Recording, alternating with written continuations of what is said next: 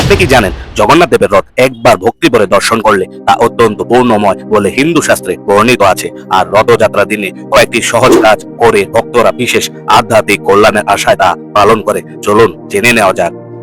রথযাত্রা হলে ভগবান জগন্নাথ, বলভদ্র ও সুভদ্রা দেবীর মহাপবিত্র উৎসব। এই দিনে ভগবান নিজেই মন্দির থেকে বেরিয়ে ভক্তদের মাঝে আসেন। তাই যারা মন্দিরে যেতে পারেন না তারাও রথে ভগবানের দর্শনের সুযোগ পান। হিন্দু ধর্মীয় বিশ্বাস অনুযায়ী রথযাত্রার দিনে ভক্তি ভরে জগন্নাথ দেবের রথ দর্শন, নাম স্মরণ ও প্রার্থনা করলে ঈশ্বরের বিশেষ কৃপা লাভ করা যায় এবং মনে শান্তি আসে। তবে এগুলো ধর্মীয় বিশ্বাসের বিষয়, ব্যক্তিভেদে বিশ্বাস